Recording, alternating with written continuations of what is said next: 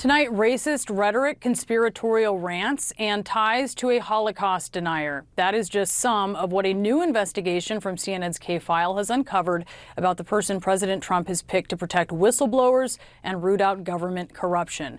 That person is 30-year-old Paul Ingrassia, a Trump loyalist who's been nominated to lead the Office of Special Counsel. And according to K-File, Ingrassia has a long documented history of inflammatory rhetoric, including claiming that, quote, straight white men are the most intelligent demographic group and should be prioritized in education. K-File's Andrew Kaczynski is out front. Andrew, first, tell us what you found.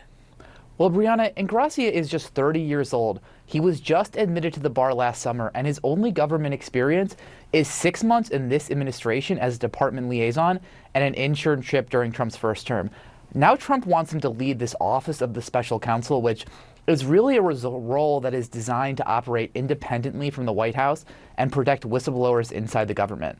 And what we found was, while he doesn't really have very much government experience, what he does have is a very long track record of controversial and inflammatory public statements. And I want to walk some of our viewers through just a few of them. Let's take last year, for instance, on the anniversary of 9/11. I want people to look at this tweet that Ingrassia shared. It's a video from conspiracy theorist Alex Jones pushing the false claim that the U.S. government either planned the attacks or allowed them to happen. Now, Ingrassia also defended Jones on several other instances, including a month earlier where he wrote, we quote, all stand with Alex Jones in June 2024. He was commenting on a video of Jones crying on his broadcast over fears that InfoWars was going to have to be shut down due to the $1.5 billion judgment against Jones for spreading those false claims that the Sandy Hook conspiracy theory was a hoax. Now, during the 2024 presidential primary, and this is really where Ingrassia first seems, from what we found, to have gotten on Donald Trump's radar,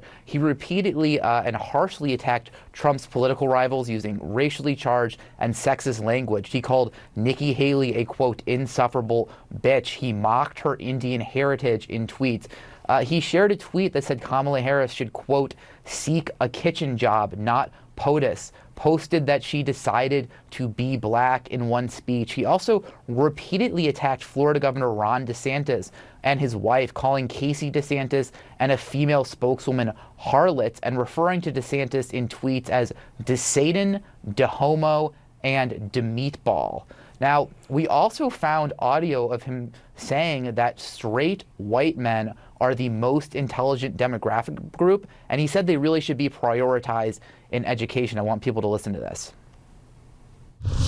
You'd be focused on maximizing, getting your top students in focusing on elevating the high IQ, section of your demographics. So, basically young men, straight white men in particular, would have to be the focus. And Andrew, you also found some ties between Ingrassia and Nick Fuentes, the white nationalist and Holocaust denier. What can you tell us about that? Well, that's right. Nick Fuentes is a white nationalist. He's a Holocaust denier, and he is probably the most prominent far right figure in this country. In June 2024, Ingrassia was spotted at a rally for Fuentes, where Fuentes used harsh anti-Semitic rhetoric. Now, Ingrassia told NPR and The Intercept that he had just stumbled upon this event by accident and that he left after a few minutes. But I want people to see here what the video actually shows. It shows Fuentes walking up to a crowd that was chanting his name, and Ingrassia, who people can see there, is in the front row smiling as Fuentes arrives in the crowd. He also can be spotted several other times in the crowd as Fuentes speaks, staying for about 5 minutes or so. We also obtained a video that shows Ingrassia even there before Fuentes arrived. This shows, that was another video we found. You can see him right there. He's also defended Fuentes publicly, including the day before. He criticized the conservative Talking Points USA organization, which had kicked Fuentes out of a conference, calling it a, quote, awful decision, as you can see here in that tweet. He also wrote a Substack post that was titled, quote, Free Nick Fuentes, that argued Fuentes needed to be reinstated on X after he'd been banned for anti-Semitism. Andrew, what's the White House saying about all of this?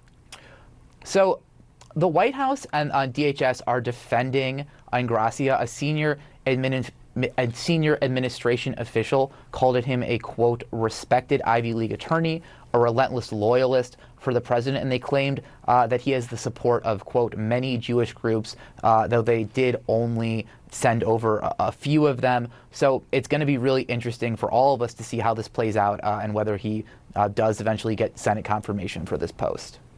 All right, Andrew Kaczynski, great work. Thank you so much for that.